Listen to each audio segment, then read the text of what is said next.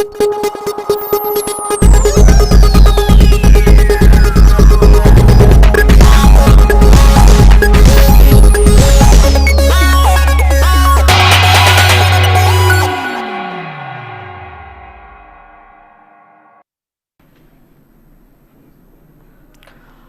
very good evening. Northeast Windogi dialogue assuming Tabi Punam Pohan Mok, the Dong House LEIMA Tongramna, Punam Putaram of Chabolin and Cooknona Kurumjeri.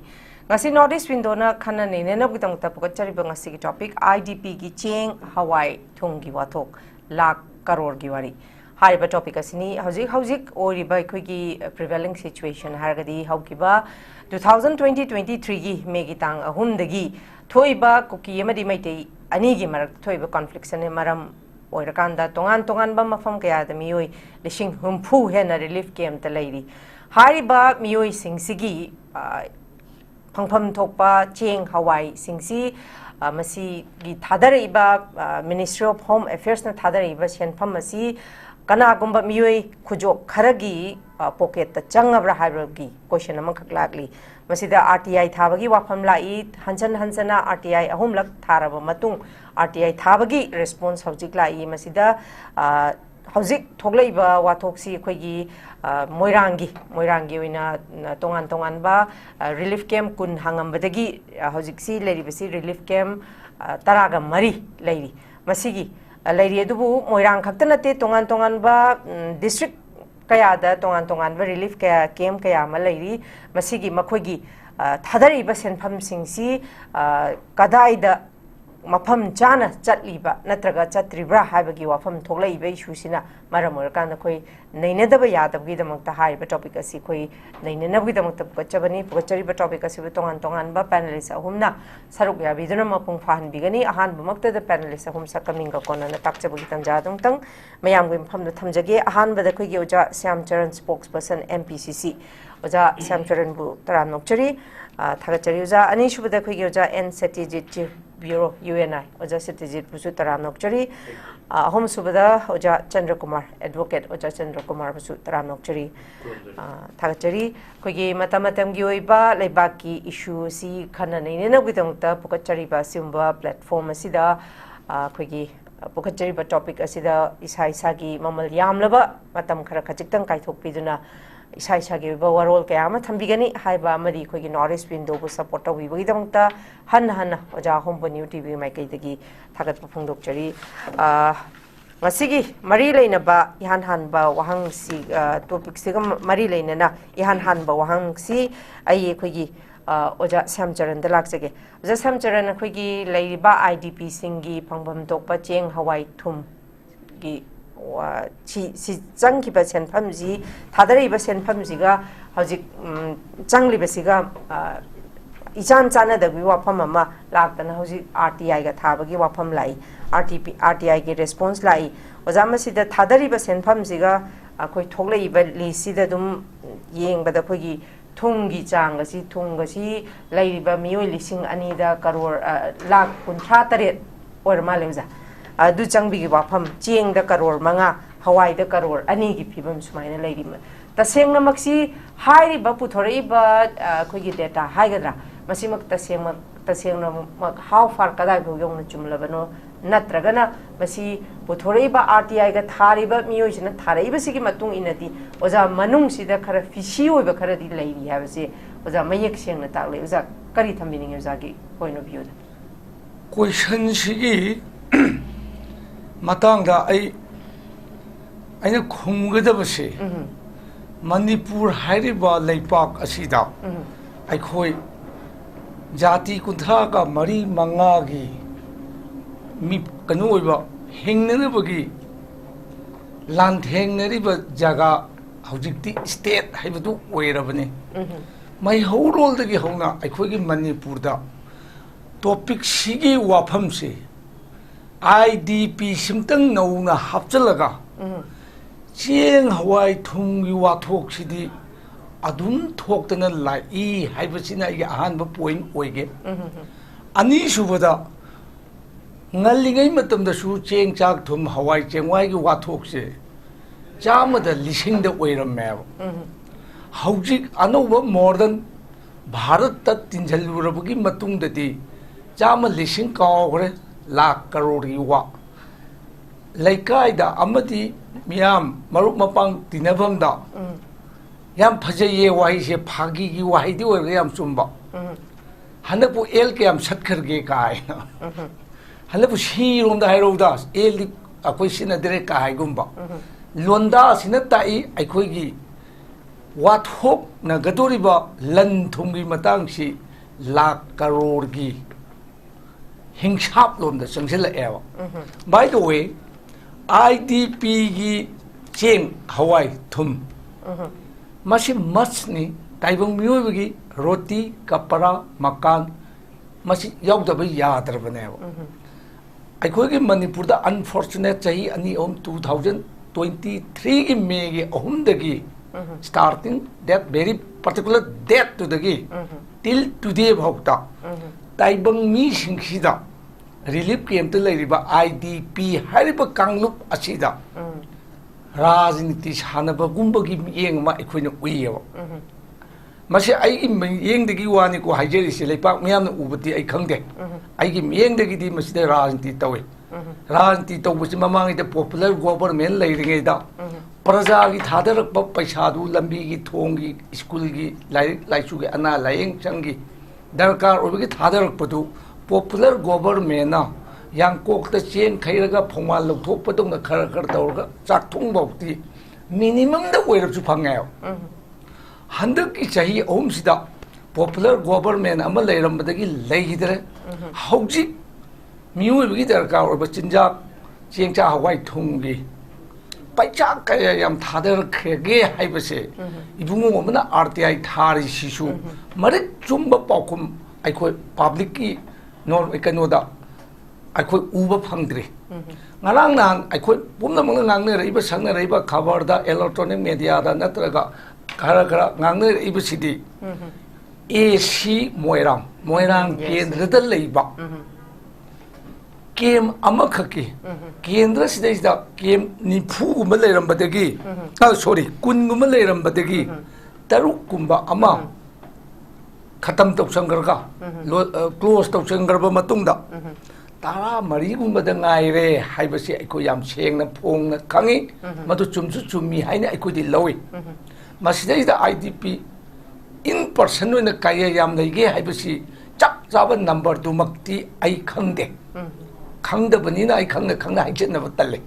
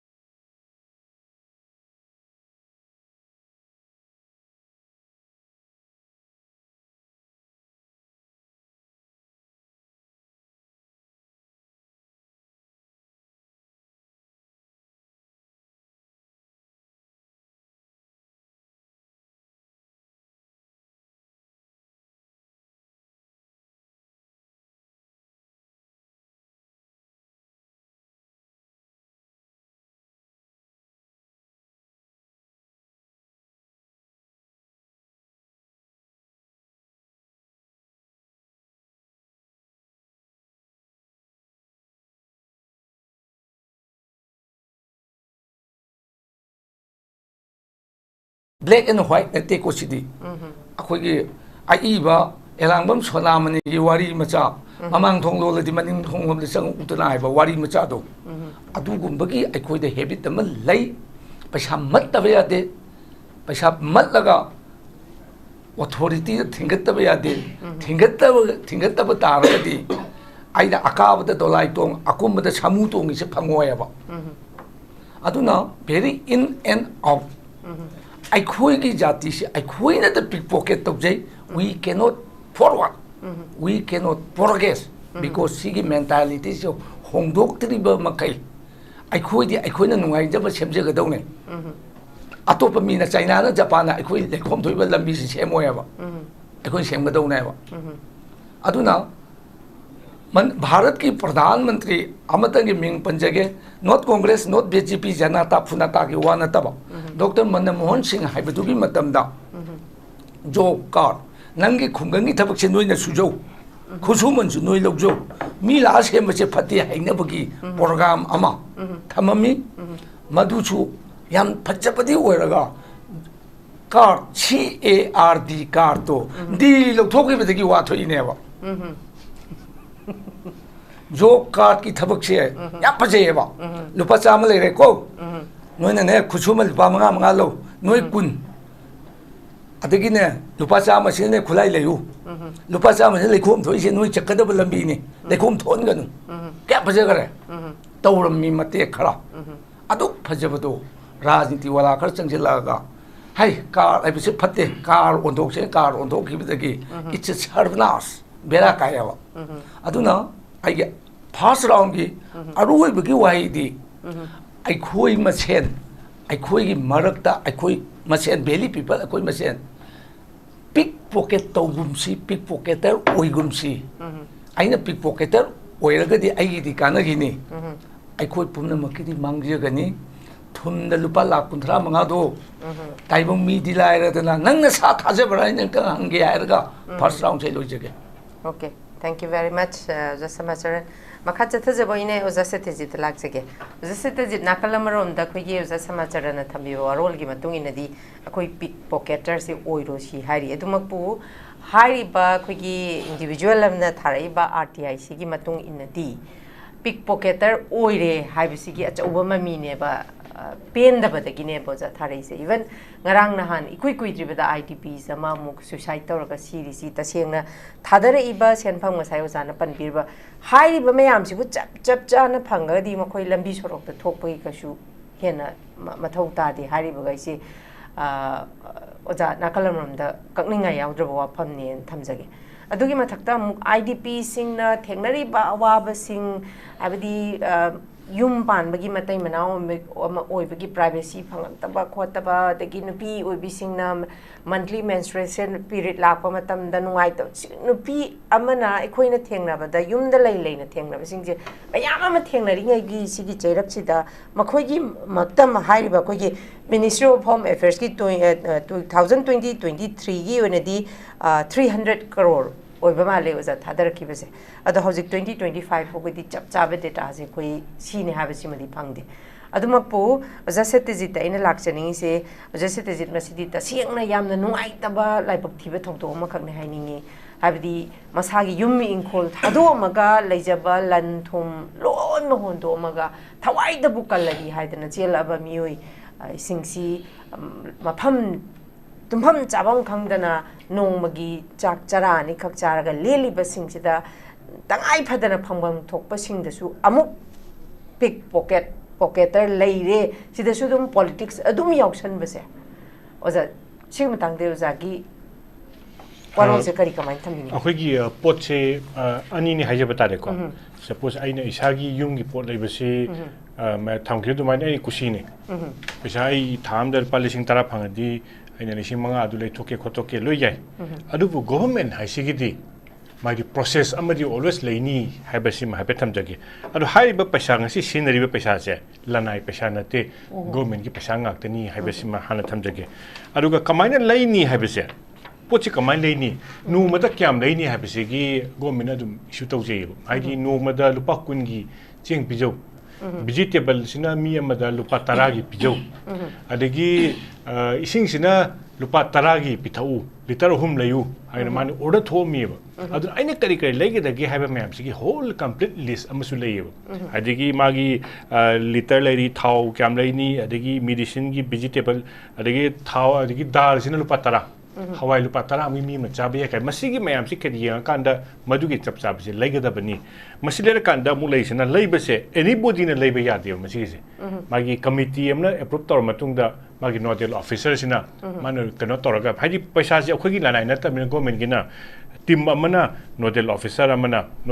habese DCM gi makha de district gi decision loi rule tau doini aduna appointing authority DC o joini sanctioning power DC o joini haiba mayam se aduna DC sing se yam responsible oi adu mo se account responsible oi but tana accountable su oi sin riba paisa se kada de sin abano habese aduna DC mayam na su phajana masle da pot ani si la matung da khoina haijari sina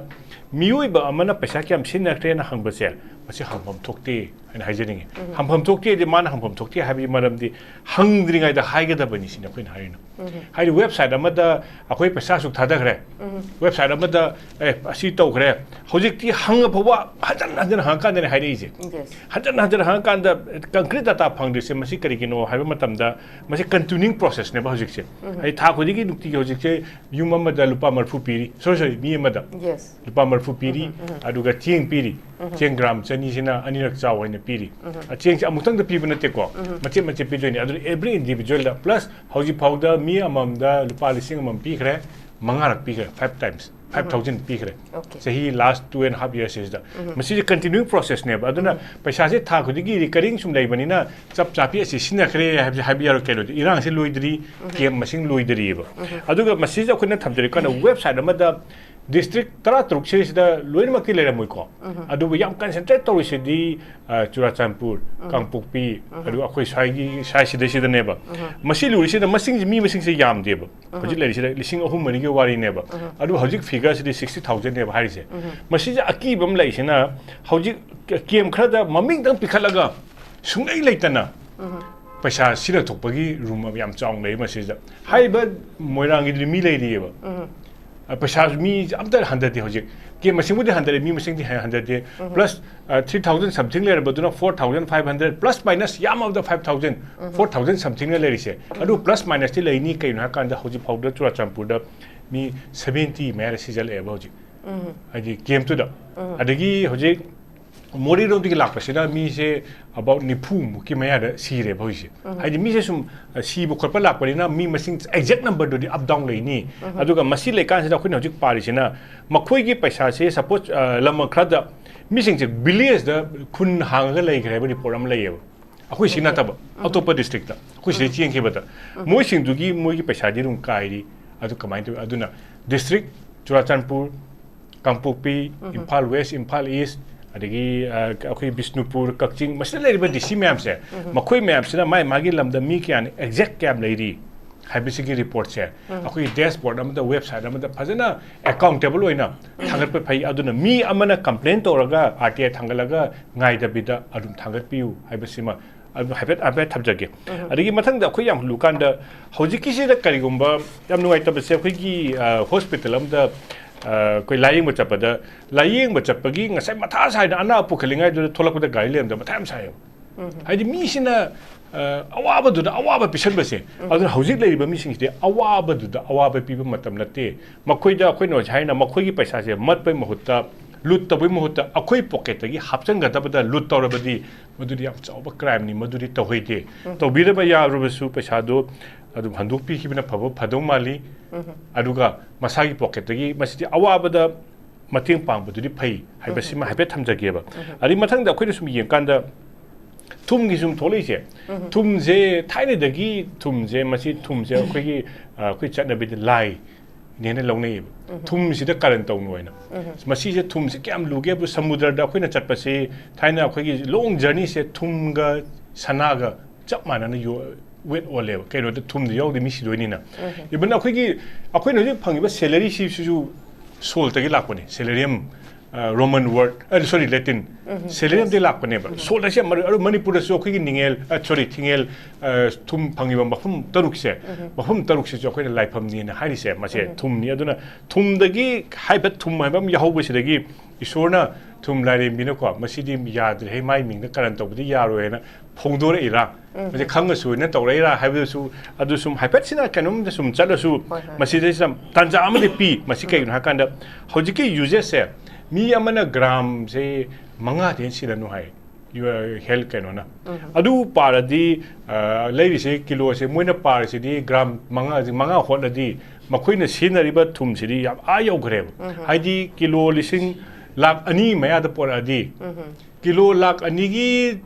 thum poradi madugi tatagari lambi du uneba adu ngasagi okhigi tamona thambi khibido aina leibadi bocho korba yaeba government ni bocho korba yade moina tata company gi lei haireba tata company ji tangeba maman ji tangeba atega mandeba adu kilo da lupa kundagi na kuntha wholesaler ri hongdoini aduna asugam yamba lakh lomda leiba kilo dubu lakh siam yami natra madugi ko kadai da thamge haiba issue ma laeba 32 lakh soita di kilo du lakh lom da laeba kilo se kilo lakh ta leba se adubu message da khoin du haib kan da hairiba sing se moi da victim sum ta chen lali haiba sum yade kai no kan moi document pisel e document pisel ko ja khoni yeng do sina voucher yok bra yan ham bada ani su da moina thum mai se saba da suna tiene mai tor pa ya saba da ta ba to pa da tin kang yam le na khoi bora haido khre hairadi adagi electric circuit chemi moina ko madai da khoi gi kaidogi mado piling ke tawbada thum yam changi adagi ising mai gi current ki ke chingdan khotar thu yam hai thum ga akhoi maitan yam hai madu sin na kre hairadi aduna poche akhoi ta lali hai besu yaroi moi da victim mais to besu yaroi aduna masi kata de tholake hakada prop te tholakane ba prop to ja khoi na hai besi gwalta bigi du nataba gwalta bigi digi moi anina tawi hauji pabu report phangde akhoi ro hai doi sina prop to batar di makhoi bu ko bangam ba yaba haiding asagi kadosida RTI thaba kan sida hanjan haina pom ahum rek torpo hairakte adubu kalimba judicial committee amana haidi suppose high power committee akoi masi sumakanda akoi gi judicial probe to hai se akoi gi hana manorma gi matam to kan du da tamu upendra na madu khoi ningsangi matam du da army se lau yadi siwo se ko adu mana kawe lakta yade aspana thinga su lakta yade kero inquiry committee na koro di lugi mamang de mi loi mak loi law aduna madu kobangamba DC kobangamba chief secretary kobangamba MLA kobangamba aduma committee ama adu ka judicial inquiry na tari yaroi masi tawge hatari praja gi paisa mat adi adu su laid bagi adu su internet disperse person gi di inquiry am tawna phani aduna akoina sire offhand mana lawi adu lawi haibadi madu madi kitang nuaite akoina hairubada akoi se defamatory oini kai no ka akoi proof laite ba paisa du thum do ai ga haje ki atop do bora haidaram ba yae ba adu da sina khim adu akoina ja haiduna government gi pot leibani na voucher puthok piro haidune ba voucher ga ja akoi tamo haidune icham cham ba khoi gi election gi kai to ba se lupa changwa heladi voucher se da khoi gi stamp akoi gi lupa gi napado napu hai hai ben pa changwa heladi ai government tax ka hai ne ba la kunum do sigi di changwa na divide tor di madu gi lupa chapi kai ro manipur government tax am ka di pa changwa kai no na pa ka doini receive phang badu da aduna masi to ba darkar oi hai besima hai pe thamjage adagi akoi hujik to kanda hujik che government of india se mana tori bi hiale ma khoi gi scheme sing se khara confusing oi ba sam har kanda jammu kashmir da 2015 da akoi gi manipur de 60000 plus ni dra moi 45000 khatane akoi gi yam lang ba cinema ga nami ba akoi gi kashmiri pandit chele hai je 45000 44 to 45000 khatane ba makhoi de 7.5 lakhs pi yum sana ba adigi moi se yum hingol leitaba leidana adu another 7.5 lakh pi adigi moi di amuk akoi si de kan pi de ko adigi moi di plus loan sum pi ba loan se interest yaw de plus moi di akoi low ba haidana ko low bagi lamgi 1.5 additional lakh am su pi adigi plus moi sida kama haige da makoi sing da yam to na society tawi kholi na se somna habi ki do masi kari gi no hakan da income leitaba gi ne ba adi income leitaba gi hading sang ba sin hana khoi na medical camp ama sinjen to ka moi ni kai har ke medical camp ama sin tar di pam de hai kai no hakan da madu de irami bi hidak to khoi leiba nga moi MRI to do ko chapa ngamoi adagi adu tawro ngamoi aduna medical camp to bose madu adum tawi up to adu masi kana de keno kana madu ge backup program ama khan yem bi ko 2023 da in hojba pi se lising ma ka tane ba sei ani ga lising ani da mi amana lupa cha lising manga na kamai ni hingdoi no ba hoi es Kashmir ge da 13000 pi Okay. 13,000 pi ki. Chahi amada. Ati every month pi ni. Every month pi ni. Am kena khazani Kashmir ki di. 13,000 pi ni. Okay. Every family da. Okay. Family is moina divided by 4 high. Okay. Family amada. Haji 2015 gi re ni hoji hangala ma yare. Plus moi gi di Kashmir gi da di prime minister Lakh Topi ka hage ka da makhoi gi se divided by 4 to kal se mi lising ahum se thabak pi khare. Job reservation PA. I think a mung Pashata, Pasha Pai, the quality Hamatam, the Tabak and PB, the Tabak Eredra. Plus 100 to another 3,000 job on to PA, Kashmir Pandit Chingidi. Whereas I'm quoting a sip of the Mugi, the job reservation concept. So like Table. Aduna, Masiki say, Masito Kanda Masiki responsibilities, a Kanada Lakadaki Hakanda, Queen Nisam was in 1975 to 70 other Matamgi, Vietnam Gilans. Masis the Vietnam, American Chile. Although Americano 2.5 billion. Hadaraga, we mating pangi. Kaya da mana land to rubadu da citizen ang may amso ini. Aduna India sida Indiana mana ngak pangam dar kan says da sui ba mayam se ai gi responsibility ni ai gi chai shuni mo se pasha piraga ka thage su pi de ya di hai to bodo modu exact amount ka ko $370 guma male matum de piris every person the pi kai ro ka noina ne life ama hing de pok do nei pasha pi ni ko ai land to ru na noi sui ko hai bodo madugi awareness madu concept to India government has realize to udri aduna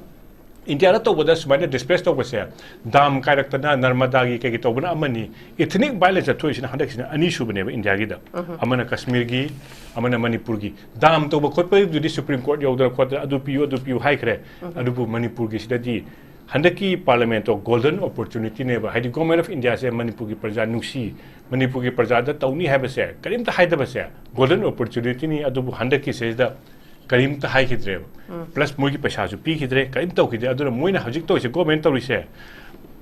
ngak pa ngam da dra moi se mayum le handre ani subada makhoi da akhoi basic amenities ama pi ga da bani adubu masigi chana bi on world gi ona United Nations na makhoi se basic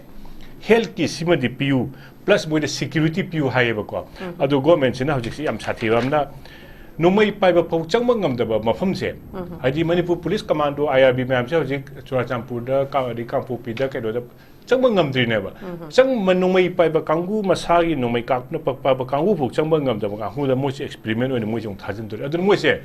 experiment oina hojik December mung da thajin ni mo hajel e ba adun numai pai bu changma ngam da kan da makhoi sibu mi na to da no lo bi ra government na somna to bi se yamna phatre adubu madur khwai de ki phabadi makhoi gi damakta job reservation not people ngam da kana tha khudingi exact amount nama family ma da hauji hari se akhoi gi minimum pay ama phangba government hari rate to 18,000 or 20,000 irang se loi dir photo mayum da 100 photo pi di government dos pressure am lai ne ba ai irang loi dir photo pi da ya di hai ta di government am du loi do sining bai ta kar la ka ne ba mase kana da di pi security di pi ba hojik security lak pi do mayam se sing taruk tai ne sing ko ma thoi extra loi tolo hele Manipur da lai ma'am se adugi pasado adus akhoi piri ne Manipur gi praja ma'am 70,000 lai 60,000 lai jo harau ninga leti ke na kan madugi phandu pulo akhoi budget ka khidoi ni handak security akhoi thajali ma'am do aduna citizen lai ba security thabak to ba kangu di salary hengali lising taruk tha da ni ko lising ku ma thoi bo hengali ni officer gi di aduga icham cham ba mi ma'am sok tar mayum nei ta ba gi duna tha haji phau da lising manga ka pi adusu lising hai ba mar lising amam kai ba se mar tu pa changa ka tani ko pi do sia changa khai kana changa du di samna ha da angang sana poram lei bu ko na ba na te hoji matam changa ji ke su na te aduna akhoi no ji haina internally displaced person da adu wana lei ba da makhoi gi dagi kai ke to bi ge apa mating pa me mo ta moi digi mat ke na khaladi madu di mi sing do mana phami ba chokri do deserve to di mana phami ba chokri do deserve to de torumba tarabadi masana khangna tokcha da bani masana torum ta de habni ko adubu mating panga da bada adugi paisa mat pa dudi mi nate okay thank you very much oza ai makha chatha jaboina ai oza dang lakchage Chandra Kumar da lakchage Chandra Kumar na kalama rom da khogi hojik hari ba khogi individual amna RTI che tharak pa dagi hanjan tharakpadagi response pudi phangtana hawjikse moirangi lairiba issue manungda lairiba khoigi amot ba hai tare siju uba phange ko adumakpu tongan ba district ta su hawjik thoi ba moirang da thoi ba sumaina chap chana su thomoi thomni ha ba su ngamde adumakpu moirang da thoi ba thodok sina di adumak jingna ningai obdi adumak oi adubu ngasai even ngasai thumgi matang si su vouchers yaude de oza SATYAJIT namu si tongan ba kaino da sizinaramba su yai haiba warolam su hairi adubu vouchers yaudabanina masi khogi RTI su thare ain gi matung ina haidi IDP singi phangpham thokpa hak IDP sing bu support tawbagi mahota makhoi se phone lut tawbagi mami makhak tarak pase masi legally aingi yengdagi kari di yengbe ai kamai tawbe ai adugi ruya lakse dum ko yani ada hujikse khoi sudum irang si hawgalak pa timing da school gi group ni khangdi alumni ne adune na group semaga relief material ji khoi gi personal pocket gi khaina raga khoi yam chacharame ada IDP signal le horiba conditions ya khoi ki humiliation ne mi amna hingmada khoi gi constitutionally guaranteed right to life hai je hujik scope yam chawthokre adi electricity phangdabasi right to life mat le hare thaknaba ising apaba pidabasi right to life mat le hare nungsa sor hong hon resinari ba nungchitsi polluted oiragadi madu right to life mat le na hare aduna PIL gad lais PIL ki public interest litigation ki concept ka laiba adagi sigi welfare India si welfare nation ne adi kano in principle the welfare nation haragadi citizen comes first citizens in a quite a chawe because democracy has miyam gi jamukta khanba lengak tune ana miyam sina mamang tharaga leigadoba khoi societal structure sida miyam de maning da thamaga tungoina na thanamaga khoi se dum lehing leibagi hingan bagi chatnabi me khoi dum lisang sina khoi ura lei ada hujiki IDP singna lairiba conditions humiliation non dignified dignity out of life ne sai khoi gi adigi moida lanjenarak pasida man tawjaram thabak ngangi loss of job ko adigi infrastructure mai mayum mai kai adu da thugai graga adigi lairi pasina khoi gi ma angangi ne masagi future jeopardized already adigi adigi marak sida amu mamang da ina relief ke mafam duri panjaro ye madu ek balak pada kanana toino du pop ta dawa relief ke mafam nu tataye ada moi gi nong gi pi ga do po sini ni loi leiba ada phangbra hangba da phangdi na khome ba okay ada kamai to no adu hairo ga di horen gi ching piru oi haiba ki boin play yo sam sati bas war ga leiba mi sing du da mu nam khai bi ga namat pi ga magi voice suppress to thamaga nungai jabo kangu adugi expense tan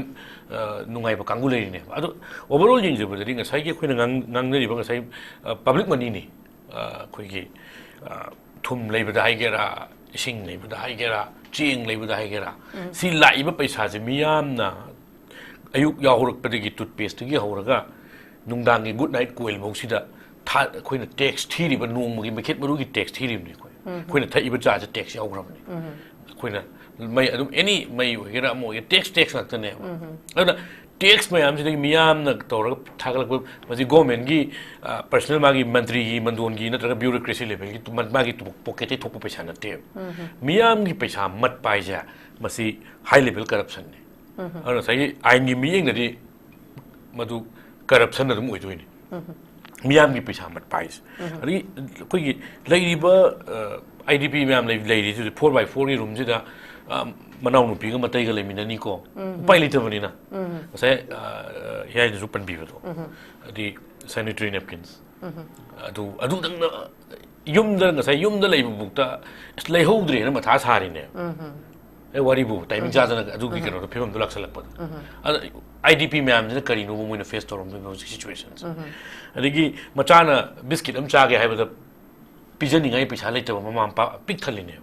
madu da ne ba sai aina haija ba dignity yorok ta kan ni mi ba si ba ki rakte adu da ne ba sai suicidal tendency lai ba adigi mental depression lai ba adigi wakhan gi leina ma ma lai ba kanus si western concept ri ko philanthropy concept ko humanitarian concept adigi sympathetic way ba ko humanitarian basic way ba sing sai ko society da yaw da bra hai ba gi adu oina lai hai ba ai wakhan da ko na ngasi Bill and Melinda Gates Foundation na Bill Gates ki foundation ji US ki quite ki chawkhat pa America is in world superpower ni number 1 country ni prithvi da quite ki paisa pai ba malem ji da quite ki paisa pai ba lam ne madu da nungai na moi dum hinga lai ga da moi do moi foundation ji ki through da manipur da paisa yo ne si third world country ki third world state prithvi ki quite ki ka chen da lai ba lai da ba lai ya bu khang da lam ji da si Bill and Melinda Gates Foundation ki pisa se koi yes control society da khang de ama da khang de yes control yi kano se da ko ama lai jin pisa se loi yo ri ne adigi koi da famous koi lawn tennis player magi Roger Federer Foundation Roger Federer si magi pisa ta magi prize money magi sponsor la ko pisa mayam se South Africa da school chalai school education da health da ngang gi kari gi moi da philanthropy concept yam chong no le yo moi da paisa chu tan ni charity chu pi ni mioi ba sin ngai hen ni ai mioi ba nung si ba ai philanthropy di ai ga leiminari ba hominari ba ai gi mioi ba kano si nung si ba sin ne ba ai khoi si dai si da mioi ba nung si ba se walak pa man ba kaino ma lei ba ada hojik chum yeng bi re khoi inherently khoi je corrupt way inherently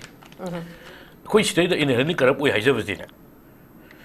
moi baba du di as yam chinge as gus yam cha ba hai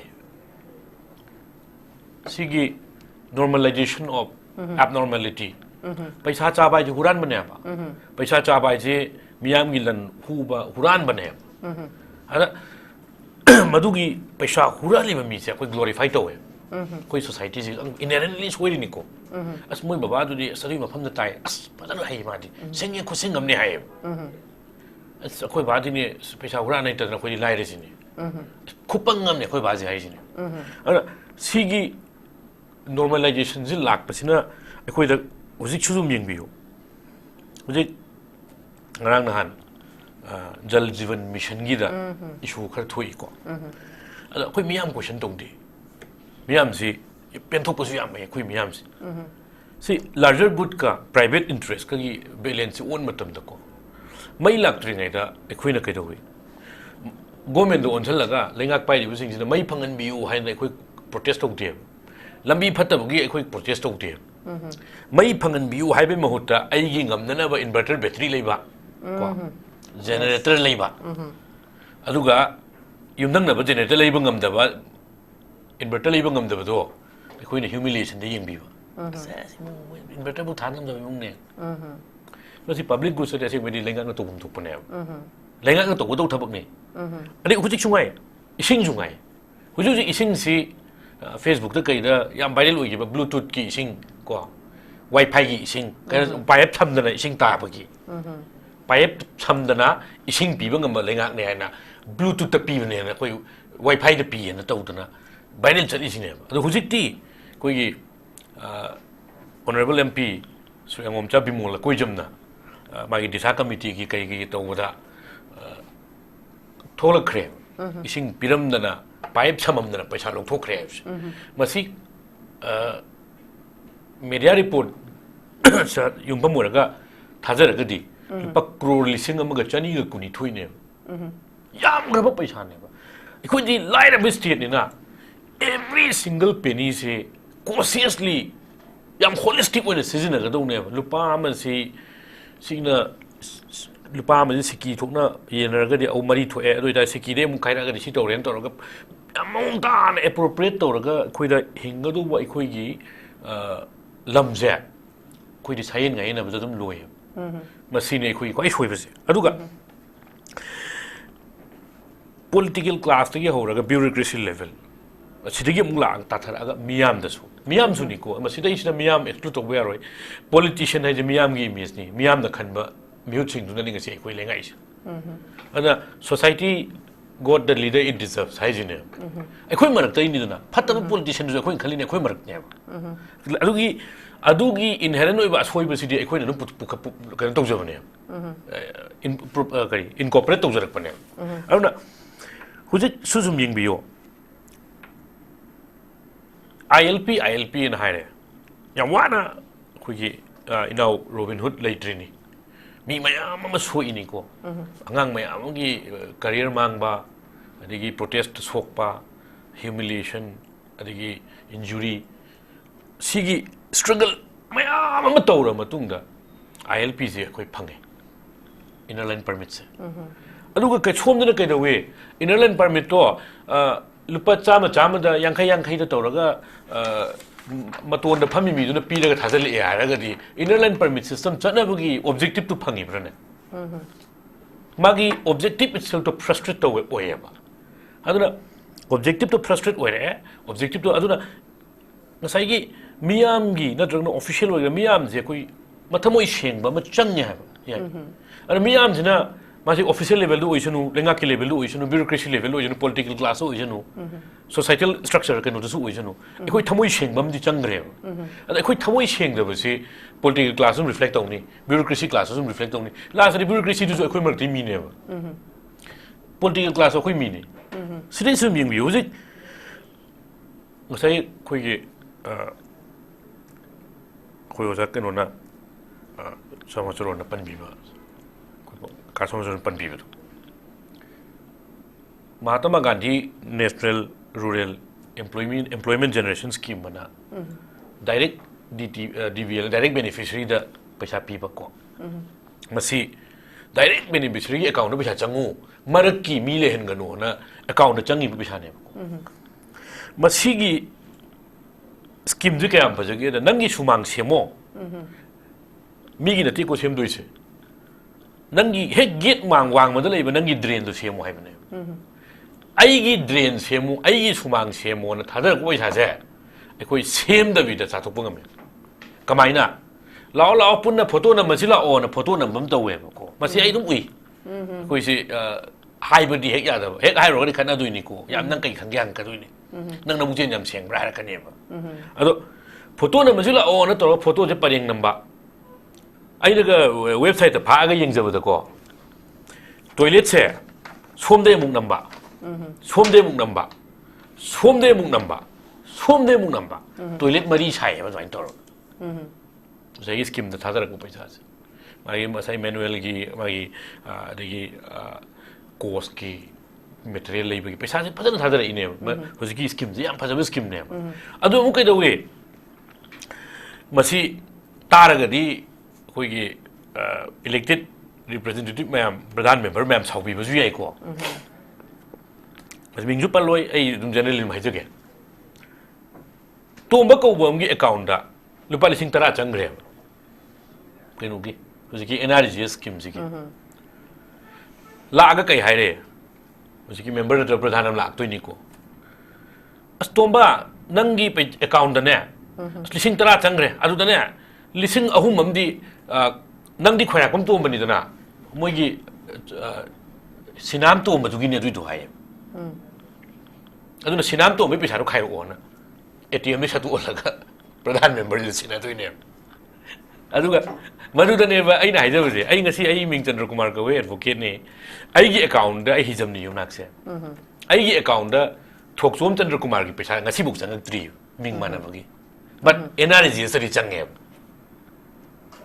थोकसोम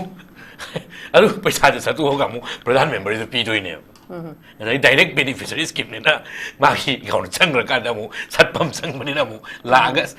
नंगी तोंबी नंग पैसा दो मोगी नोई दी हिजम नि दना नतक canoe नि दना अरु तो नंग सोंगी हिजम अदुगी युन नोई युनाक माना दो तोंबी दु पैसा नंग वन सोइ चंग रे लो लाय मसी ने कोई प्रॉब्लम्स मसी दुम थोइ नि को ए सिगी local self government ki yam phajaba skena ri je sok phajaba scheme je koina ai sumang selu ai drain semu ai gero to hai je koi pumang mangal tham mangan bangam ba koi inherently choira ba koi community ne bas ana sai larger goods yang ta ba adegi keno to rok ta ba ade hoje yang biyo mamangi koi na sai legal ge point rong lak sake koi taw citizen mo dia mu sai pandi pan bi rai ju I raga di yaw jara mai sai layout am semam da hoje ngasi gi hoje ki leiriba scheme jing gai relief scheme yu ore su relief scheme gi hiring ai situm ai panjaw ge hoje ki jal jeevan mission gi se yam chaw wis scam ne hai wal crore lising am ga chani ga kuni thoi yam ra wis ki paisa ne manipur gum yam pick ba the thadar ko paisa lamji the thadar eba paisa de yam tin hooping amount ne masigi si yenga ga di ekoina premier agency CBI gumba ko CBI gumba sina thijalan ba ma change ba aduga mu maduna tragana ko ki court na monitor toba special investigation team SIT ne haibus adusu men of proven integrity sigi nupa sidi mapunsi da lupa ma chadri ba mini ka haiba mi jing jina thigat moi jina member ga oiraga thiba ma changre adagi possibility of PIL ju mi ani ko public interest litigation data ma am khom ga data khom ba jing sai happy do to citizen RTI ma thaba da within 1 month RTI je pi go haibne RTI je within 1 month pi daga di lising kun manga ra kan oi bane magi fines okay ada official dari kai dawe lising kun manga pitok punin phai khal ma yaw khale ba sai chaw sai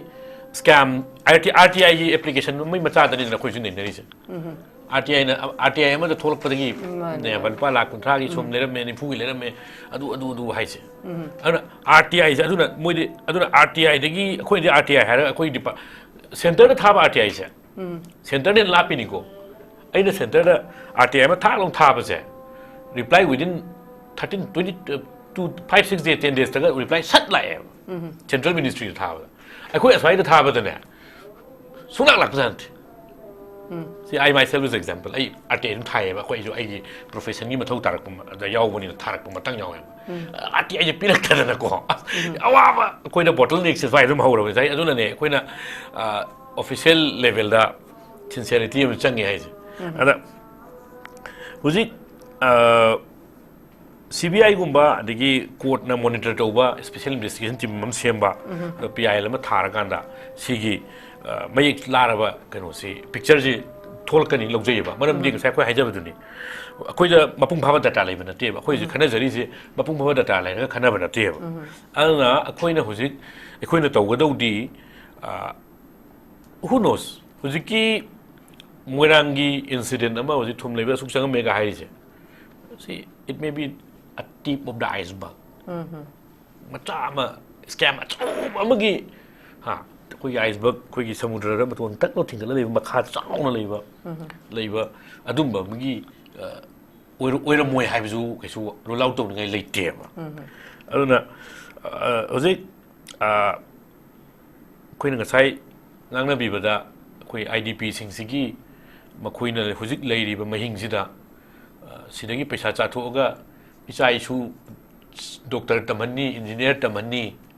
ichai su de healthy oiba atapot pijani kaina ko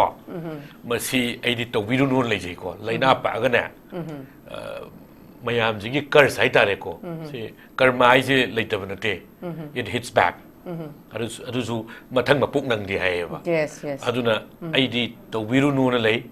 tawbiram ga su amuktang lai khurum thopiraga ko ai choi na tawgrati tawgre soi gre ai hujik pudi loisan thokram ne handok pangam dre ai makha ta ti tawjaroi na ai madumadi to honjaninge ai swain thamjani okay thank you very much ai makha jathjaboina oja samacharan da lakjige omas oja samacharan akalamarom da hoji khoina yengba yari si haidi ojani gi tongan ba role su thambigre oja SATYAJIT ki thambigre adegi khoi oja gi thambigre masida ojada mung lakningi se akhoi ji hoji IDP singi issue si lotion basine ba lotion basu ngamda ba lairi basing sigi phangjari ba thadari ba senpham si su akhoi lana sizina basine ba tawri Sigi maraksida IDP singi issue je karang gan loisan ga doino haibasu khangdaba sine ba khwai dagi maru ori se karam banu mi thada loi doino haibasu koi ngamdri chahi ani ga tha mari sujala ka dor ni tang ahum sida la ka dor bi tang ahum sida adudra ngasai oja samacharan haibada akoi gi India je Hindustan onna ba haibasi gi matang sida sida adum tarak pot se even mayam dum haine haidi India sida haidi Gujarat macha marina haidi buyers ani sellers ani masina maram oraga BJP keno sina mani jibi ngasa Hindustan on bai matang sida nglai ni koza adudna hauzik even thoi ba oza khoi oza SATYAJIT na ngasai Kashmir gi pandit sing gi matang de yam adik chumnai yam transparent oina thambi greba makhoi ga akhoi gi Manipur da hauzik lai ba IDP sing se ga compare tor ba matam da di khoi ji di shu ya yadreba pura humiliate ne be tawise oza duna hauzik se matam gi oiba smaina RTI do tha khoi gi thar ba matung da basi issue oirok ba de khoi khanari ne ba sigi solution maksu khoi phangni natraga whether pangoi abjo khoi khangde ba aduma pu tangai phadana khoi maru oiri di achauba solution di khoi IDP sing si makhoi na pami se masam sai mem hanjan basine sigi matam sine boza khwai maru di ada hojik lai ba pibam si di adum chathagini ID solution da targadi hai ba poche dum chathagani adum huran basu lepo haningai su laite karai da kari tang ne habisu kana na thingdu na habisu ngamte kai no da sabke sab loi mak milawat ne ba loi mak yaw ba ne ba from head makha da gi na makok phawa system se pura failure ne boza oi dei ba pibam se boza kari kamai thamini HEEYAI matam pumnamukta question sing se ayaki lanai oiba wafam dagi agi lanai thot dagi puthok jage ꯑꯩꯈꯣꯏꯅ ꯍꯥꯏꯅꯩ ꯉꯁꯤꯒꯤ ꯃꯅꯤꯄꯨꯔꯒꯤ ꯁꯃꯁ꯭ꯌꯥꯁꯤ ꯀꯔꯝꯍꯥꯏꯅ ꯂꯣꯏꯁꯤꯟꯒꯗꯒꯦ ꯍꯥꯏꯕꯁꯤ ꯌꯥꯝ ꯍꯪꯕ ꯄꯥꯎꯈꯨꯝ ꯂꯩꯇꯕ ꯕꯠ ꯑꯩꯒꯤ ꯄꯔꯁꯣꯅꯦꯜ ꯑꯟꯁꯔꯗꯤ ꯚꯦꯔꯤ ꯁꯤꯝꯄꯜ ꯌꯥꯏ ꯐꯪꯉꯀꯥꯟꯗ ꯂꯣꯏꯈꯤꯗꯣꯏꯅꯦꯕ ꯌꯥꯏ ꯐꯪꯕꯁꯦ ꯐꯪꯅꯅꯕꯒꯤ ꯄ꯭ꯔꯣꯁꯦꯁ ꯑꯃ ꯇꯧꯔꯤꯑꯕ ꯍꯧꯖꯤꯛ ꯀꯅꯥꯒꯨꯝꯕ ꯁꯛꯎꯗꯕꯗꯤ ꯍꯥꯏꯔꯣꯏ ꯁꯛꯎꯕ ꯀꯥꯡꯕꯨꯅ ꯌꯥꯏ ꯑꯃ ꯇꯥꯟꯅꯔꯤ ꯀꯔꯤ ꯌꯥꯏꯅꯣ ꯍꯥꯏꯕꯗꯣ ꯑꯁꯤꯒꯨꯝꯕ ꯄ꯭ꯂꯦꯠꯐꯣꯝꯗꯗꯤ ꯑꯩ ꯈꯤꯇꯪ ꯑꯣꯄꯟ ꯑꯣꯏꯅꯤꯡꯗ꯭ꯔꯤ ꯑꯩꯈꯣꯏꯒꯤ ꯕ꯭ꯔꯗꯔ ꯁꯩꯇꯖꯤꯠꯅ ꯀꯥꯁꯃꯤꯔꯒ ꯃꯅꯤꯄꯨꯔꯒ ꯕꯣꯔꯗꯔ ꯉꯥꯛꯇꯅꯤ ꯑꯟꯐꯣꯔꯆꯨꯅꯦꯠꯂꯤ ꯖꯤꯑꯣꯒ꯭ꯔꯥꯐꯤꯀꯦꯜ ꯁꯤꯆꯨꯋꯦꯁꯟꯗꯤ ꯌꯥꯝ ꯈꯦꯠꯅꯩꯌꯦꯕ 아다 방도리비 야이 따내리비두가 시다 방도리바 야이시가 it's a very gulf of difference. 그리 야이 노이도 이제 하이제 그랬고 플랫폼스디 하이제기로 해요. 마시기 야이시 방물이 숭엉엉모에 해버시 죽항해봐. 달리바 미시나 방모에 해버시 죽항해봐. 아두가 방간이 해드는 좀 혼나보다 가나다 사파를 오게시 마북 얌 파바 얌 타제바 얌 타제건 바 마사기 아코기 브라더 찬드라 쿠마르나 난기 휴망 셈나 바 샤피게 하베다 셈도 authority amadi yaurga haire imnina authority duna ma kashu chumang semning ban nipa na te da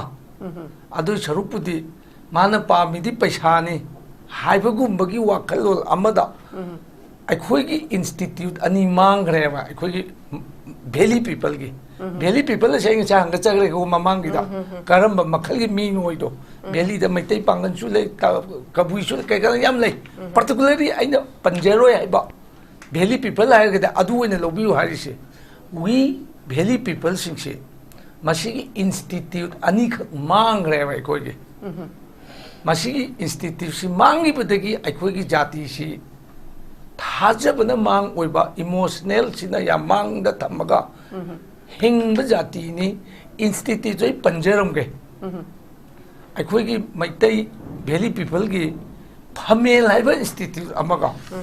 phunga haiba institute onga ani si mang reba phamel gi institute sta kari takpi tambi bage haiba se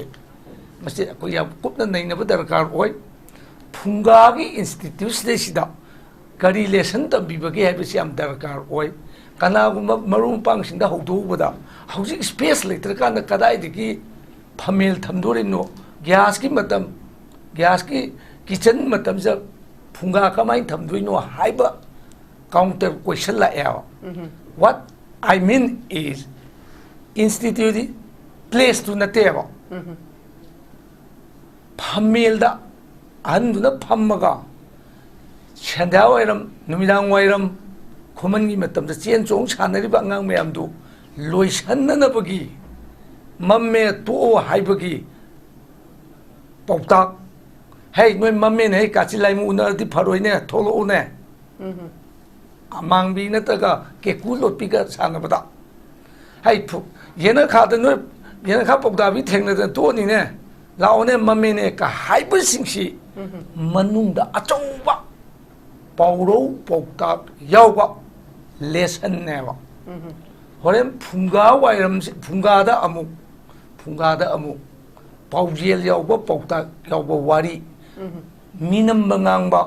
oida bangang ba che tawai de kan ga lai khusang bi gi wari ga libi doi ne ba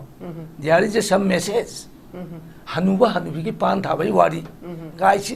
adu gumba institute to mut khi ba de gi hojik ti ai khoi si yamna puk thanda ba bhap men ta da ba miyoi ma pu ko mo oirak pa de gi ai khoi de gi khare na sing ba kangbu na ai khoi gi sida lai ri ba pothok mayam se tan ba lak pa kangbu na ai khoi gi thabak sin loisal la ning de moi gi matung in ba kangbu na moi da earning sendong phangi ba ni na changdo anabagi mami su ta da ba na te aduna Kashmir gi situation geographical position manipur gi situation geographical position se khena ba ni na wathok sing se idi compare to with the nungai te aduga leiriba taibang mi sing gi quality haisira character haibra sisu manada banina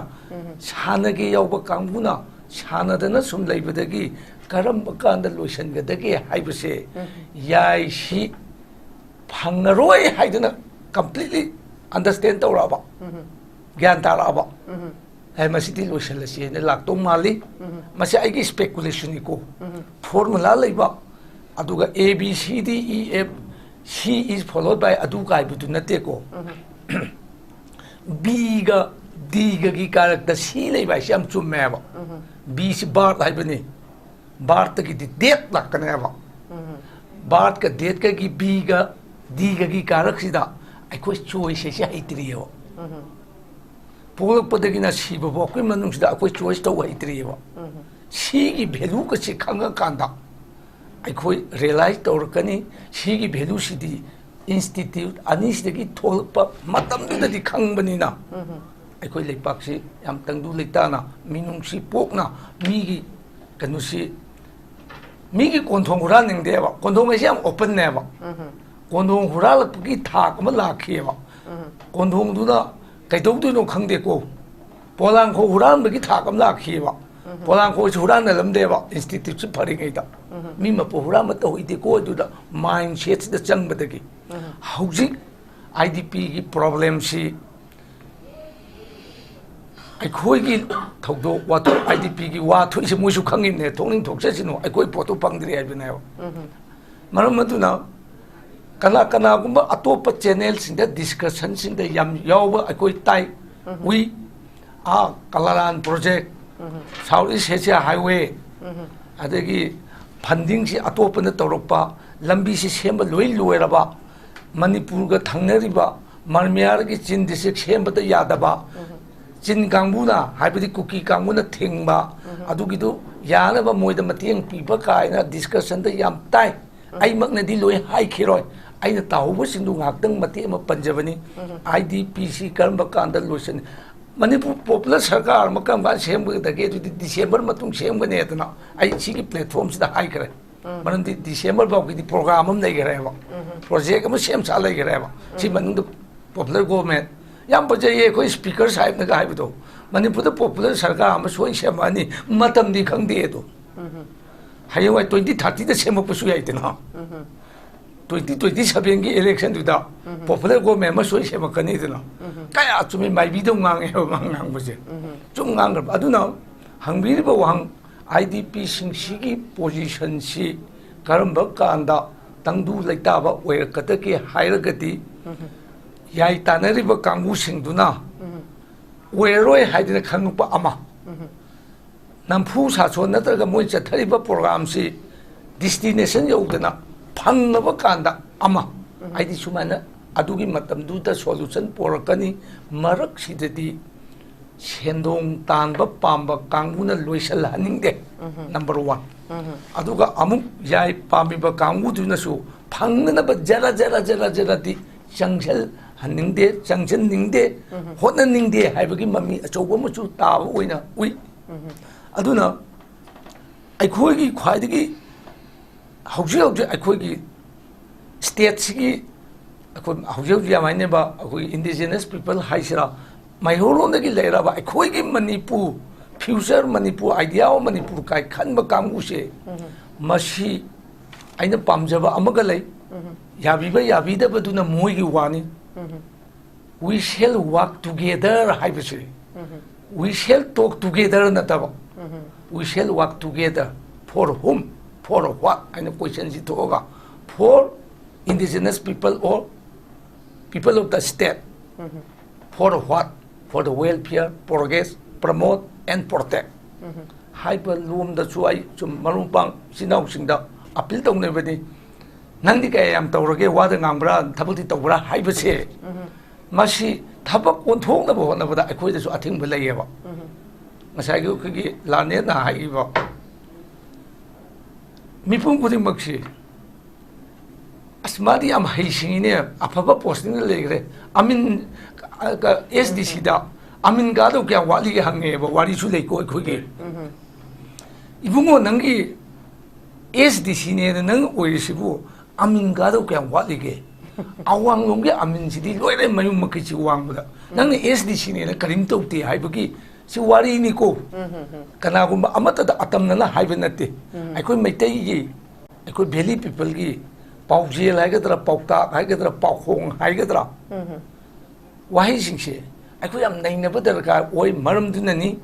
wato na wanga kwak na phamdi hai sik aikoi ayam generation young generation di khangaro si wan thok le ba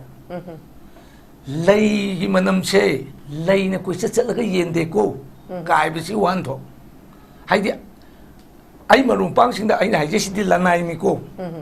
as bhai SHYAMCHARAN ai yu thap ka tu e hayo aina nang na hair kan oi thajade mi atop na hair kan nawa loge hayo he ubuga ba as bhai yu thap tu e kai dong de no ngarang de ra kan phagi ta we haidi manam amasung mingchat amasung mahaki kanu sidi mina haira kanda oh aina confirm ta we ba adumai tawduna aikhoi wari dagi thabak lakpa matam oire hauji tawde haibana chate macha tawi hek tawge haudu da duga chamana ba amsung da thola ga ta tawe ba adai tu de mo ani thokpi kai su lae leipa ki wa oina sat khare ai gi se host na sang bi bu du karma kanda wathok se loisan ga da ge haiba tu gi di aikhoi gi sau da ba aikhoi gi langlal langjin pai raga nareng chingi bu nupa nupi khar lai madung da identify to gi se bai ko manipur gi akhoi gi mamang gi siri birengi ibungo gi government na nareng si chingami bra natraga na mayam pulam ni kai khunari ba man ki baat ki hero Narendra Modi ji gi na nareng si chingi bra let us identify who is nareng chingi bani pa se nareng chingi bani pa duna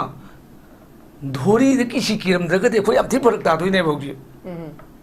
मादी धोरी की सिकी तो खंगदमना नुसिला ए थारो न जरा थादो खिबदा अखोय हजि तेलंगा ओइरी हजिति द टाइम फॉर वर्क हाइदना आइडिया हाइनिंगी for what for the problem of the IDP ताइबु मियो ngasai am panagre lanet friend su pangre host na su pangre ताइबु मियो की dignity हाइबा पोचे सिके आर्थ सि am luba आई इमुंग इचानुपागा इचानुपीगा ममागा मपा ओइरिबा आइगा अखोय मरी लेबदा फी होंगमम से तोंगालेनेबा adagi mapan ban thokpa number 1 2 gi thabak si tongalim neba kari gi father gi dignity gi mother gi dignity gi son gi daughter gi tongan ba status gi dignity do hojik ti ngak trabani masi loisallak na bagi damakta kana gumba sauda ba mayam na di hona birongani sauba ai khoina hojik district administrator singdu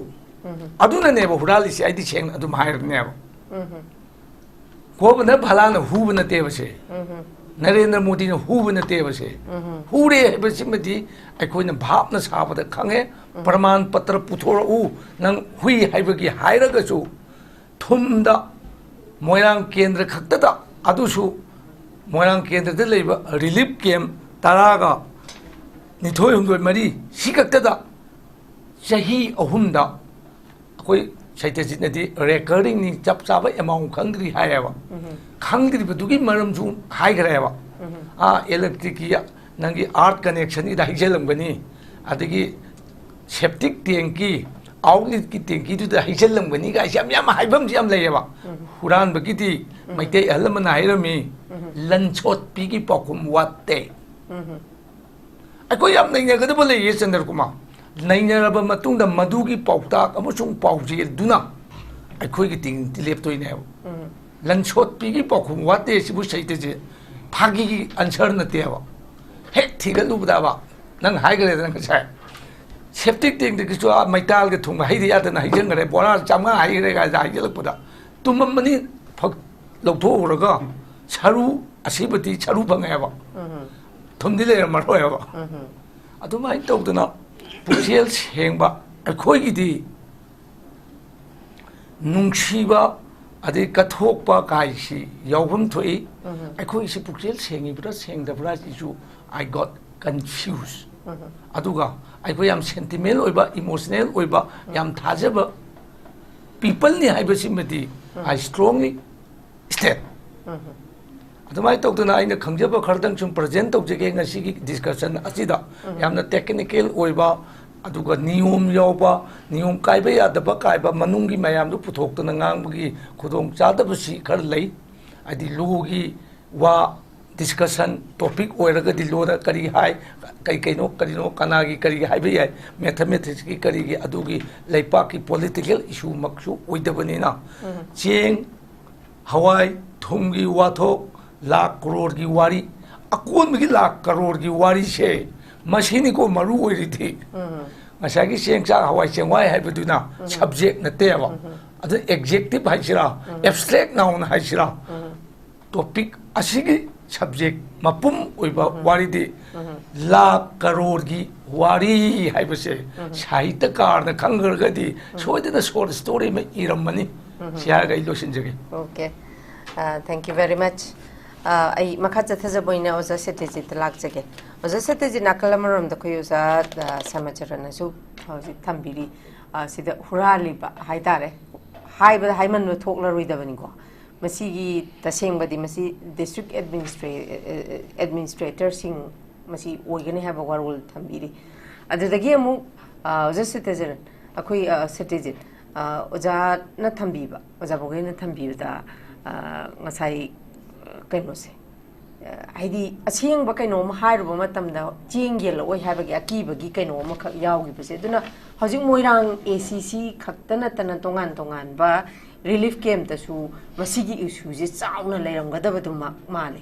masi hek phongdo ba matamda hojik ma khogi basic amenities khara phangi sibok phangaroi dra haibagi mipai ba kibadagi makhoisi voice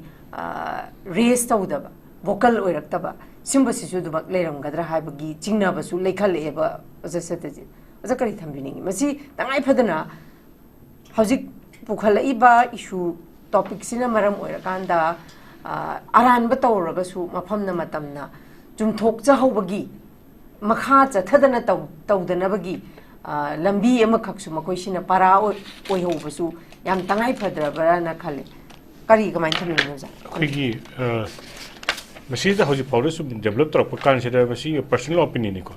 मसी से resolution the हैपेट work तौनी हाइदी मोइना wari ba kholi basi kamana solve tawsige adigi masi kamana tawsige ha kan da khoi once a month nataga the weekly program ama hadi masi sida yam kana base media yaw busima yam kani adagi lawyer yaw song kana ni kain ha kan da media gi di just pau tambani aru ta sing da fight tung talk da di legal sale na kainum tok da legal sale sum nei legal sale adagi civil society yaw ba akhoi hojiki committee se da weekly nataga monthly makhoi na wari ba problem kai kai thokre na moina phangada list phangbase phangbra phangdabra haibase masi ki weekly program ama nataga monthly program ama district administration na compulsorily tawdaba yade na mandatory oina ari sum chanabi ama oina tawdaba yade na irang loidri phodi madu tawda kana do mali haibase ma hape thamjage adigi ani su da moigi hojiki khaliba committee sigi magi uses finance masi tawme amse masi moina pangai haibe yaroi mana tawi haibe yaro government di mai procedure am lai ne ba aduna magi akoigi deal to the direct officer nupa na taga nupi se adum responsible oye mana phana harasu e magi influence to bani aduna last sign to ba mi authorized signatory ginam olos lai ne ba sanctioning power lai ba icham cham da objecti kitang paisa sidagi di heladi tender to harim ne government rule lari tender to even paisa je khaya madi khabar ahum mari da hapu hai me english khabar ani da hapu manipuri khabar da hapu radio da hapu hai me masi ka sukai tina tv do 11 crore gi lai kra har di adu dum to buzala to ki da bra du khang de ba tender la phum thoi ne ba hari 11 crore gi tv hai je hai ba mahum sidagi ne ba whole manipuri di crore ya ba mane ba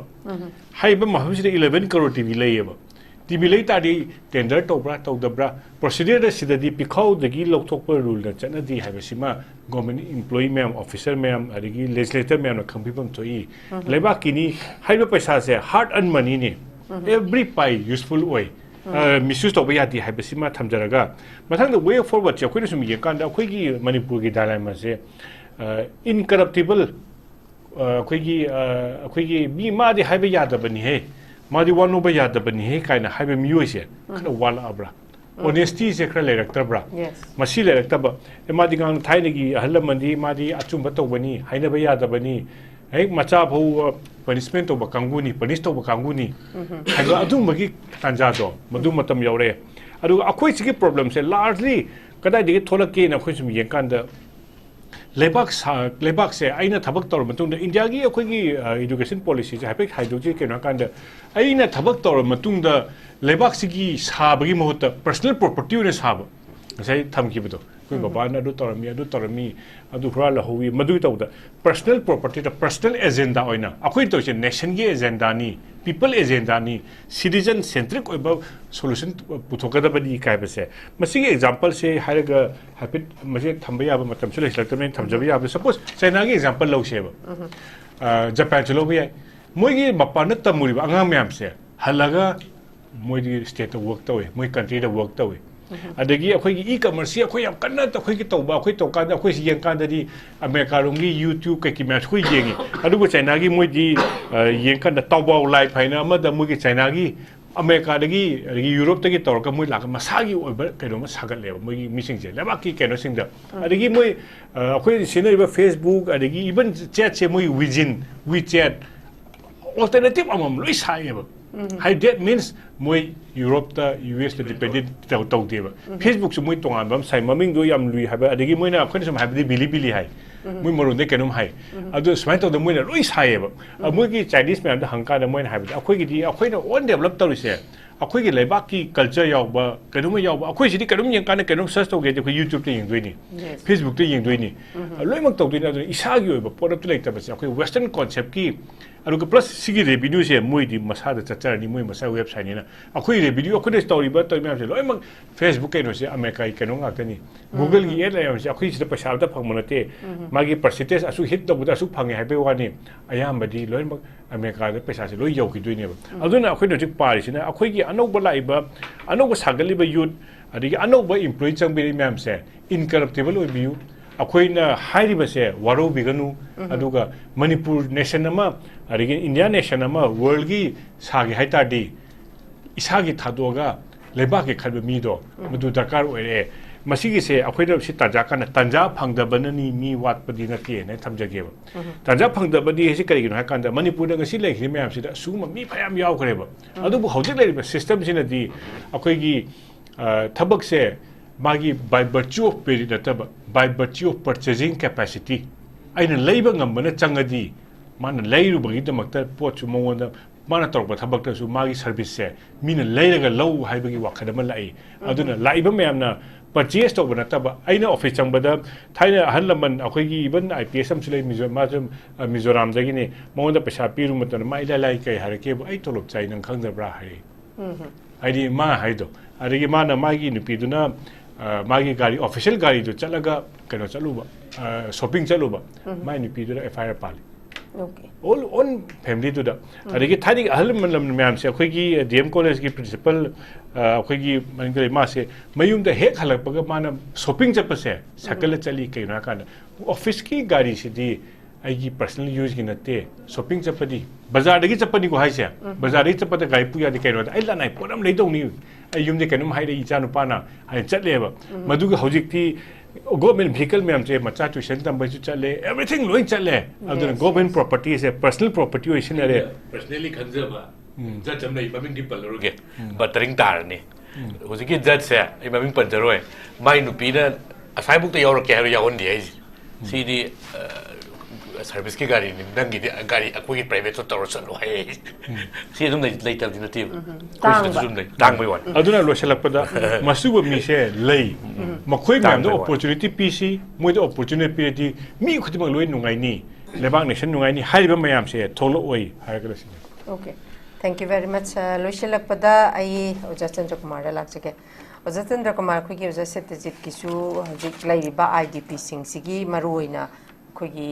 हाइदी चप जाना हजिक वारोइसिन सिमा पुरक्ट्रिबनिना मखोगी वे to forward कमाइना खरा दोजु साफनबगी याम फजब point खरा खुगी सत्यजित की माइकैदगी थंबिरी एस खुगी एडवोकेट अमोइना लीगल खुगी आइनगी थोंदगी आईडीपी सिंगी ओइबा वे टू फॉरवर्ड से करी करी कमाइना मखोगी फंगफम थोपर राइट्स करी करा से खोंगाउन दनबा ओजा करी करी दी तौबे याय मखोइसु तारिबा मखोइनसु ए फंगिबा खोइसे आइनगी ओइबा सीसी लई हाबा मखोइसु अवेयर ओइजनबा ओजा खरा खजिक तंग तंग थंग अदुने इंग साइ ममांग पंजबदो हाइदे पब्लिक इंटरेस्ट लिटिगेशन अमा कोर्ट के थ्रू दा तौबो याय को हुजि अखोइना मिमांग दु उरेबा हाइदे थुम लेबल लुपा लाख कुंथ्राइ बांगी लई याइजे दुम अदाइ दुम सोइबा उरबने थुम खतन ते टीवी द लाख करोड़ 13 गाइजे आईडीपी मैम येंगुदि मोइदि बेसिक ते येंगजगे हरम दुइनेबा एक अखोइगी 100 सेंटीमीटर इंचेस अदुगी अदिगी रिजोल्यूशन अदु ओइबा टीवी गा हरम मोय मोय गइसु बेसिक खतने बे येंगम दुइजे येंगगसु अदुदा करोड़ 13 की टीवी ले आइजे इट्स वे बियॉन्ड बिलीवेबल को बिलीव सिस्टम गी बजाइए मदु मयाम कनो तौनी अदुगा हुजिक अइने मसी वे फॉरवर्ड चाहिँ उजदबा खरसु लेगा साइ कोई कासोना चोरना पनबियो तो इंडिया गवर्नमेंट की पॉलिसी दा इंडियन स्टेट की एटीट्यूड है जब तारे को सिंसियर होइदो जगह खरा दम कोई उजैये बदो हुजि ममांग दा कोई की पार्लियामेंट्री सेशन दा प्रेसिडेंशियल एड्रेस दा मणिपुर जे सुपन पलक्ति हाइने 60000 सही था कुंतरेत लमुक नदन लैरबा कैदोदुनु खंग द फ्यूचर सु लैत्रबा लैतिन लौरबा फॉरवर्ड सु चटके मनिंग हनसु यादा मरकत चप्पग लेरिबा सिंजिगी मतंग कैम पलक्त्रिमने अदो हुजिक से अइना कोइगी ऑल इंडिया कनो की न्यूज़ ऑन एआई हाइ जबता मागी बुलेटिन अमदा बिलीव तौरगदी मणिपुर की रिहेबिलिटेशन सेंटर की 2000 कनो सी 25 किसे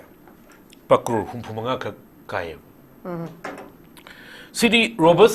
इकोनॉमी की हुजिक अखोइदी सेनमिटलोन तोइरबनी सोसाइटल स्ट्रक्चर तोइरबनी मॉरलिटी तोइरबनी अखोइजे की मचिमाउ चामद अखोइ सुकनी गे सेंपा कनो थाद यिंदौदो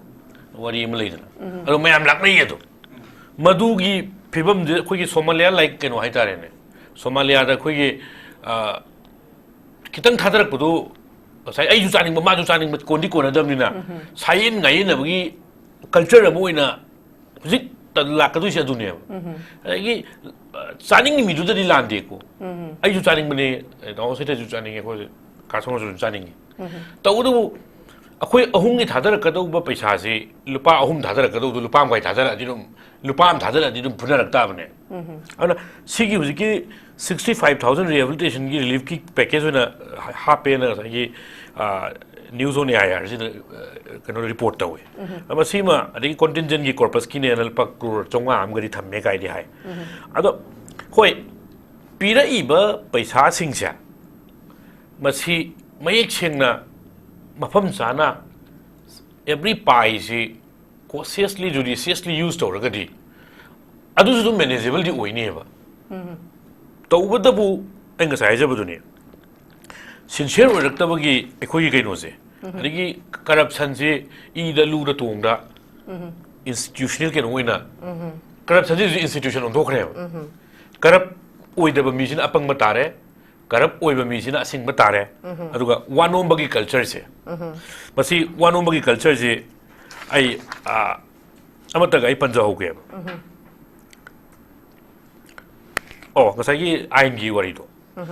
hoi hojiki primary agency CBI gumba court na monitor ga tawra di accountability and transparency je fix tawra ga doine mana sigi bureaucracy na magi fikau da kaya changi sigi MLA sigi minister jina mai fikau da lupa kaya changi ani sigi nodal agency oi ba sina lupa kaya mai fikau da changi hai ba se ngasai gi taw se de hai bi na judicial probe hai ba madugi probe ama aduga investigation CBI gumba kitang maya thauba investigation amana investigating agency amana primary agency amana ka investigate tawraga anai baga arubaga gi kaino je khanje thuaira ganda mayek sengba kaino thola agadi way forward chum nei kani ai thajai ba ana khoi da si whole thing je krai lakhe da inai jabu dune one of gi culture je si one of ja ai lawyer ni duna ko taw se je case ngamhan biu ai gi client gi case tu hatok piu na wanu malai si thoi ni ko ado ai di mi khara madi khangna chana ba ji huji thi ba yam lai re ba Facebook da mutual friend ji thi ra tharak pa yaw re ma o mutual friend si ga ji yaw re mangon da hire di ya ni ga na to yaw re ba ara masida aina kamaina khungge du ne ba matha sa ba ji si ya na ba khashin bi ro kai je khoi dam chane ye sida aina haina ai won wano ma lak pi bi sing sida aina hai phare ai nang na hai bu ai yarage phare ai client ji mai thi ba pi rage nang na ya wano mi ba lak ba se ai si oi na mai pa lage tawba da bu nang in writing da noi gi yung gi case thok pa da ai won na sinani ni ira pi ra mo sine ba hai leiba ya ba ai do mai mayung gi case sinani ngadra ba gon adu da ne ba ina nang na kari gumba wanom ba si ai yaw hairaga di ai yarage tawda bu in writing da no yungi case any case ko da ai ngona sinani nang undertaking am piramo sine aduga hojiki committee keno se IDP singi way forward hai jaba tare ko masi HEEYAI osa se je khangbiram badi ai koi honorable MP Dr. Ngomcha Bimola koijamna magi mana committee mo constitute to committee on internally displaced persons of manipur na masi committee officially ma constitute to bone koi pong arke ni maina chairman oibi ko adu member ma'am sida loyal kanda ai isana member secretary hoye now adugi kaino si koi professor Bimola koijamna magi research team je magi pocket haidura mai kai di phanu dei khangde pai to lokte uram buju ai adigi MP let ki phande uram buju ai khangde ko du dei ju angu dre ba adui to ro paisa khara honorarium khara pi raga research koi gi MU da research to ba JNU da research to ba ngang si koi gi chhatra hai tar angang hai ru sang soi re hi moi si khomjal laga koi honorable MP Bimol na masamak involved to raga angang sing je class lowe ba hapta amda ahumari manga tor ka lowe ba aduga kamai do ge field da data khom ba je chalale hoji adugi data ma'am je khoma kanda hoji ekoi report si fake end le ne loisalakpagi hojiki committee singi report se aduga madudaiduda khoigi mayamam yaure adi way forward kamaine ameliorate tawni adigi IDP singi life se kamain kitang singkat pigani adi moi loss of income se kamain hangat pini loss of job kamain tawni education da soiris na kamain tawni economic loan gi societal structure si loinamak khoina thaina khoigi Muslim singsi India da leiba conditions marginalized oiba conditions gi yenga Dr. Manmohan Singh na Prime Minister oiring da Chachar committee na mukhak cheme Justice Rajendra Chacharana Delhi High Court ki Chief Justice oiram na chairman oiram semani adugi line do da koi honorable MP ngum chabi mola koi jamna mana constitute ba koi pawngar ke ni maina chairman oiba retired IS mana chairman oiba committee sina aingodagi aidi kenoni hojiki kenoni just clerk company oiba ai contribution kem leje de ko ada masigi committee sigi oiba report ama yam thuna phonga akanta koi honorable MP na hebi bada koi home ministry da my concern ministry the corporate the combined to what Panama can what again the other lady Kuzi committee report see quite tuna the Tolkani in a Tazi Madugi do that I was over Ragadi can quite Madu Gomen again to Ragadi I don't hope tea what never delay payati than a cop I did all is not lost quite one at Tabani in Tabani quite IDP sing sea like a quite my city may I lay Oraga quite a swide a pamaga masana na ngang mangam zabai wane ado akoi ki kano si akoi de su madu moi ki empathy all with them koi na kano ngam draga su pura moi ya wa do koi na pura kuan bangam zadraga su koi ya wa de koi dam saruk ya zari ai zatar ado koi sai daung sai te na panbi weda ina yamna endorse to janing bam tang da panjara ga luisan jagi koi da RTI tharaga disclose to ba na sum hairis Masi opponents had a case never quiziki ITP member, so relief came member which I had a do highs. Ado interrogati in order to something is done. We are doing it sincerely. I have another dashboard among us. I am aware public place, aware of the IPR Nikande. Can was it that I don't see Pisasu Kai, they see a season agree. You see a swine picker. Toba Amadi, Quida,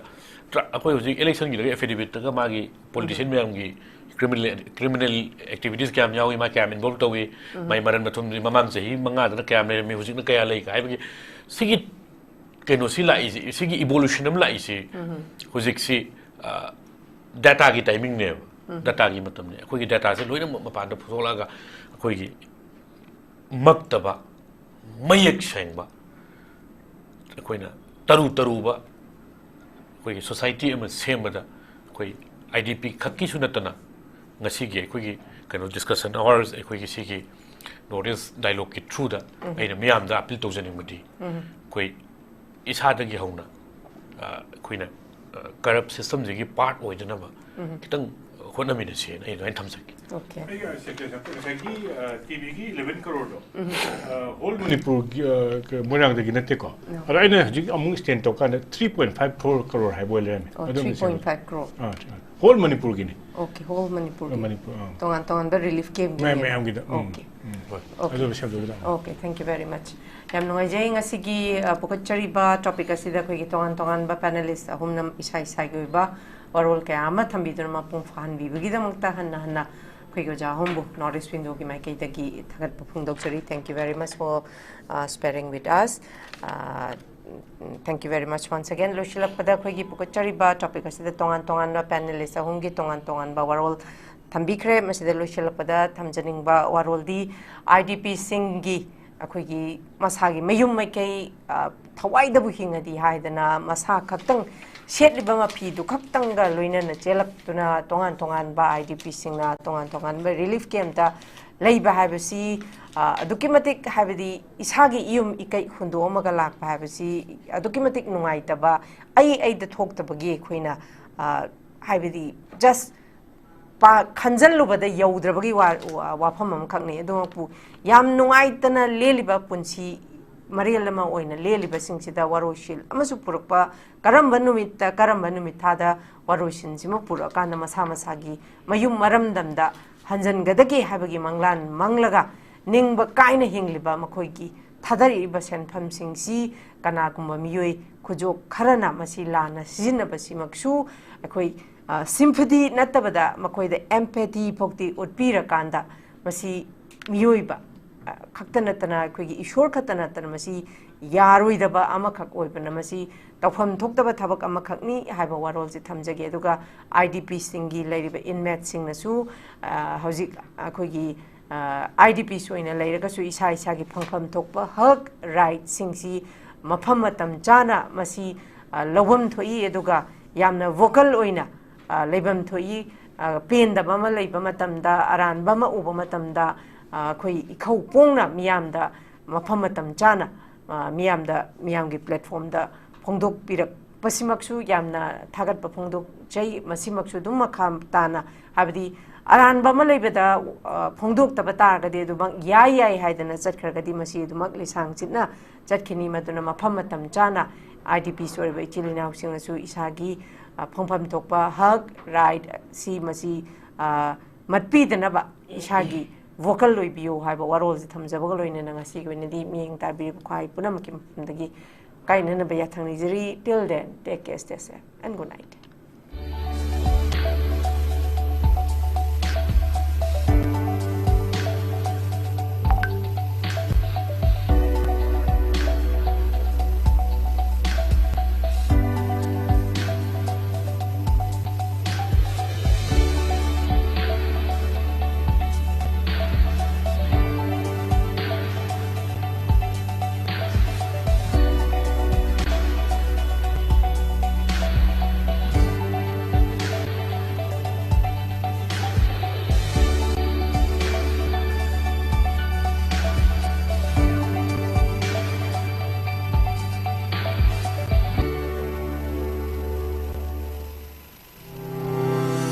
Step into a world of endless possibilities with 18 dynamic faculties and 180 plus courses. Unlock your potential with industrial-ready training and placements. SGT University, empowering tomorrow's leaders. Central government ki thabaki exam mai paake khallagadi kari pagadabano khangbadagi kari paroidabano khangbana hena maru oi. Russell Coaching Institute Mayang Imphal SSC Defense Samadi Banking Exam Singi Tha Taruki Boarding Course Hauzaragani Mafamasida Boarding the Leiba Satro Kudingmak Thavaki Exam Singda Written da 100% Success Oiri Mafamasida Sakdaraba Retired Navy Air Force Samadi Subject Expert Singna Takpi Tambiri Boarding the Leiba Satra Singh No Madapung Tara Ozaga Lunina Larik Pahanbaga Lunina Pung amagi physical training su pichari mafamasida subject khudingmaki shortcut methods su takpi tambiri akagnaba sikma sing kun khaktani yawbiningba singna mayang Imphal Bangun buya leirakta leiba Russell Coaching Institute ta lakpiraga registration tawbi hau natroga akupamarol gidamak mobile number 8289 833 957 da contact tawbirau Hakchang phana thamge hairabadi iramda masimakta leiba khwaidagi pharaba hospital singi manungda ama oiriba Babina Hospital leijari mafamasida thajaba yaraba amadi selyamna changdana specialty kunhenbada ana layeng bagi khudong chaba pizari pediatrics cardiology cosmetic surgery amadi specialty makal makha kayada aikhogi specialist singna marik chumna thawai hakchang yauna layeng jari aduna state wangmada amuk kari gi chatlugani aikhogi manipur da su hogikti awangda thaki healthcare fanglabada matam mangan biraganu sel hena tingan biraganu aikhogi specialist singdagi malengi apaba thaki layeng patak yumpam oiba service lobiyu Babina Hospital where hope meets compassion akupamarol gidamak Babina Hospital Sajiwa Jail Road Khabai Soi Imphal East Lengsin birahu natraga aikhogi phone number 6909390666 ta call tawbirahu